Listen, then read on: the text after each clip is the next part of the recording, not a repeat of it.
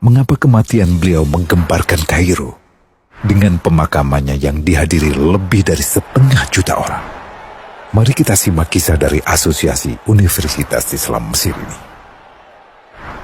Al-Kisah dari kampung kecil bernama Tafahna al-Ashraf, distrik Middle Ghamir, provinsi Dakohlia, Mesir. Ada 9 orang sarjana miskin lulusan fakultas pertanian. Lalu mereka pun sepakat membuat sebuah peternakan unggas, sembari mencari mitra ke-10. Namun mereka terbentur modal. Maka dengan sekuat tenaga mereka kumpulkan dari hasil menjual tanah, perhiasan istri, hingga meminjam. Meski tidak banyak terkumpul, namun mencukupi untuk memulai usahanya. Pertanyaan tersisa, siapa mitra yang ke-10? Insinyur Solah, satu dari mereka pun berkata, "Aku sudah menemukan mitra yang ke-10.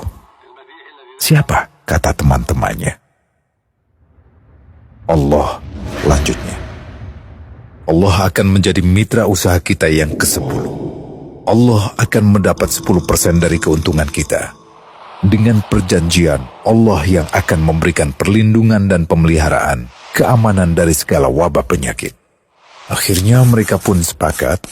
Kontrak kerjasama pun ditulis secara rinci dan dicatatkan ke notaris, lengkap dengan peran mitra ke-10 tersebut. Tak disangka, setelah 1 musim bisnis mereka langsung meroket, jauh dari yang dibayangkan sebelumnya.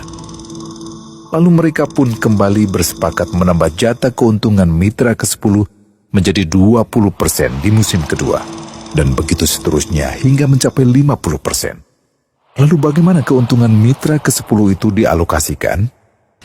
Dimulai dengan membangun sekolah dasar Islam putra, lalu lanjut putri, kemudian sekolah menengah putra, kemudian putri. Tambah lagi madrasah alia putra, lalu putri. Tapi karena keuntungan terus membanjir, akhirnya dibentuklah Baitul Mal.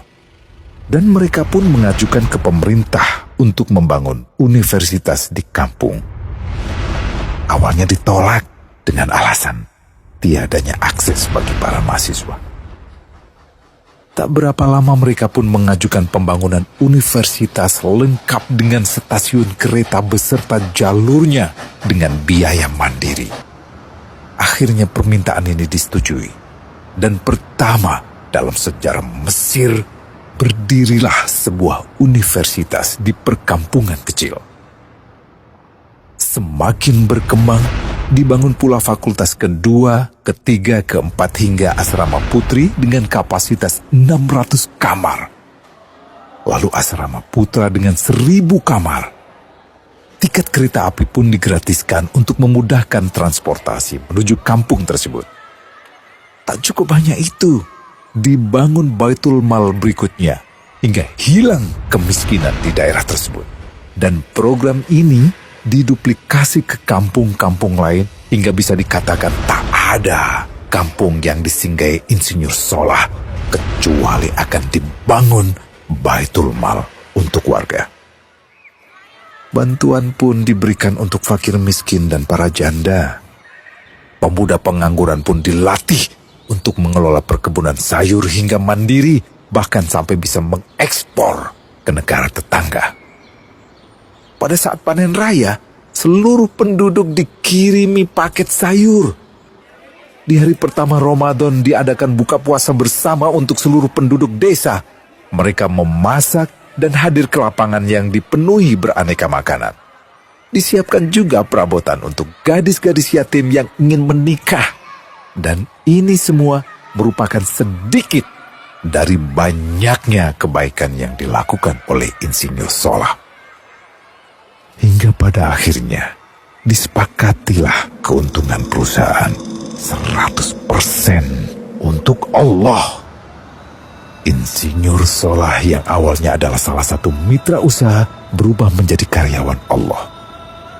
Dia hanya menerima gaji, namun dia memberikan Tuhannya syarat agar membuatnya hanya butuh kepadanya dan hanya meminta kepadanya. Inilah sosok Insinyur Solah Atiyah, aktor utama kisah menakjubkan ini. Keikhlasannya membuat ia sama sekali menolak terkenal di media massa. Dan kini, meski orang yang melibatkan Allah ke dalam bisnisnya ini telah wafat, terbayang seluruh amal jariahnya yang selalu mengalir untuknya. Masya Allah. Pertanyaannya, akankah ini hanya menjadi sebatas kisah saja? Atau menjadi teladan bagi kita